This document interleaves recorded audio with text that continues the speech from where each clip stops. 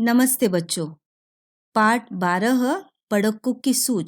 इस कविता में हमने अभी तक देखा कि पड़क्कू पढ़ने में तो बहुत तेज थे और वो तर्कशास्त्र में पढ़ते थे, लेकिन उन्हें व्यवहारिक समझ नहीं थी और व्यवहारिक समझ ना होने के कारण वो किस प्रकार हास्य का पात्र बने, ये आज हम उर्वरित कविता में देखने वाले हैं। तो ये जो पड़क्कू महाशय थे, वो पड़क्कू महाशय एक दिन सोचने लगे कि कोल्लू का बैल बिना चालक के अपने आप कैसे घूमता रहता है।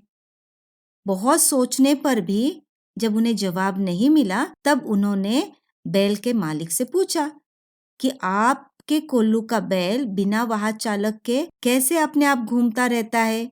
जरूर आपने कोई तरकीब उसे सिखाई होगी। लेकिन इस बात पर मालिक जवाब देता है कि तुमने देखा नहीं कि उसके गले में घंटी डाली हुई है। अभी यह घंटी किस उद्देश्य से डाली हुई है, ये आज हम उर्वरित कविता में देखेंगे। कविता में पढ़ती हूँ, आप ध्यान से इसे सुनना। कविता 12 पड़क्कू की सूझ। जब तक यह बचती रहती है मैं न फिक्र करता हूँ।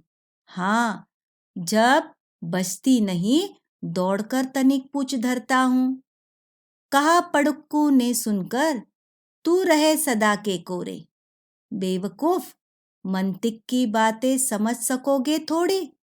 अगर किसी दिन बैल तुम्हारा सोच समझ अड़ जाए, चले नहीं बस खड़ा खड़ा गर्दन को खूब हिलाए। घंटी टुन टुन खूब बजेगी, तुम न पास आओगे। 4 बूंद भर तेल सांझ तक भी क्या तुम पाओगे? मालिक थोड़ा हंसा और बोला, पड़क्कू जाओ, सीखा है यह ज्ञान जहां पर वहीं इसे फैलाओ। यहाँ सभी कुछ ठीक ठीक है, यह केवल माया है। बैल हमारा नहीं अभी तक मंथिक पढ़ पाया है। तो बच्चों, मालिक ने बैल के गले में घंटी क्यों बांधी हुई थी? घंटी इस उद्देश्य से बांधी थी कि जब तक यह घंटी बजती रहती है, तब तक मालिक बिल्कुल फिक्र नहीं करता। फिक्र यानी चिंता। वो निश्चिंत रहता है कि उसे पता है जब तक घंटी बजती रहती है कि उसका बैल घूम रहा है, काम कर रहा है। लेकिन जब घंटी बजनी बंद हो जाती है, तब मालिक दौड़ कर जाता है और बैल की पूंछ पकड़ लेता है। तो पूंछ क्यों पकड़ लेता है? ताकि बैल फिर से काम शुरू कर सके।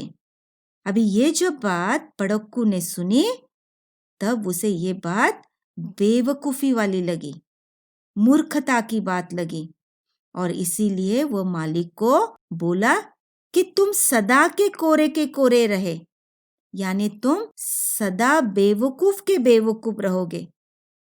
तुम मंतिक की बातें समझ सकोगे थोड़ी। मंतिक यानी समझदारी, बुद्धिमानी। तुम थोड़े ही समझदारी की बातें समझ सकोगे। बेवकूफी वाली बात तुमने की है कि बैल के गले में घंटी बांधी हुई है। लेकिन अगर किसी दिन तुम्हारा बैल यह बात समझ ले और रुक जाए तो, और चलना बंद कर दे तो, और खड़ा खड़ा ही गर्दन हिलाते रहे तो, तब टुन टुन घंटी बजती रहेगी और तुम उसके पास जाओगे नहीं।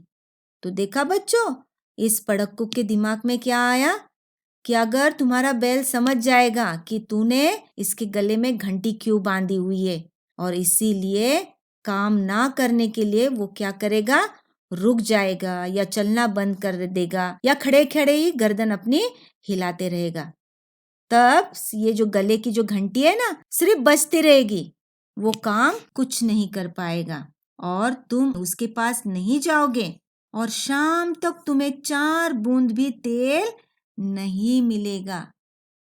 तो क्या फायदा इस घंटी का?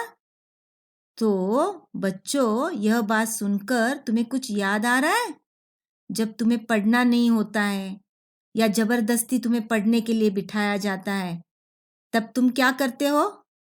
तो कुछ बच्चे हाथ में सिर्फ किताब लेते हैं, हाथ में सिर्फ पेंसिल लेते, कलम लेते और लिखने का या पढ़ने का दिखावा करते हैं। और सामने वाले व्यक्ति को लगता है, वाह कितना पढ़ाई कर रहा है, पूरे दिन से वो क्या कर रहा है, पढ़ रहा है। लेकिन अगर ऐसी पढ़ाई करोगे तो पूरे दिन भर एक अक्षर भी ना लिख पाओगे ना समझ पाओगे। तो वैसे ही इस पढ़क्कू के दिमाग में क्या आया कि यह बैल भी खड़े खड़े सिर्फ गर्दन हिलाता रहा, तब तो सिर्फ टुन टुन घंटी बजती रहेगी और तुम उसके पास नहीं जाओगे। शाम तक तुम्हारे पास 4 बूंद भी तेल नहीं मिल सकेगा। तो जब मालिक ने ये बात सुनी तो निश्चित रूप से मालिक को हंसी आई। कितना पढ़ा लिखा हुआ आदमी ऐसी बेवकूफी वाली बात कर रहा है। तो मालिक ने पढ़क्कू की बात सुनी तो उसे बहुत हंसी आई और वह बोले, पढ़क्कू तुम वहीं जाकर अपना ज्ञान फैलाओ, जहां से सीखे हो वहीं पर जाकर यह ज्ञान सीखो। यहाँ सब कुछ ठीक ठाक है, सब अच्छा है, कुछ यहाँ पर गलत नहीं हो रहा है।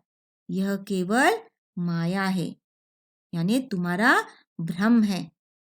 तो मेरे बैल में अभी तक यह समझदारी नहीं आ पाई है, ना ही वह अभी तक समझदारी बुद्धिमानी की बातें पढ़ पाया है। तो देखा बच्चों, शिक्षा के साथ व्यवहारिक ज्ञान होना कितना आवश्यक है। जो भी कुछ हम पढ़ते हैं उसे व्यवहार में लाना बहुत जरूरी है। अगर व्यवहार में नहीं लाएंगे तो हम इस पढ़क्कू की तरह हंसी का पात्र बन जाएंगे। तो बच्चों, ये पूरी कविता आपको समझ में आई? मैं आशा करती हूँ कि आपको निश्चित रूप से ये पूरी कविता समझ में आई होगी। तो आप इस पूरी कविता को दोबारा पढ़ना है और इस कविता में आए हुए कठिन शब्द हैं, उनके अर्थ साफ सुथरे हस्ताक्षर में लिखना है।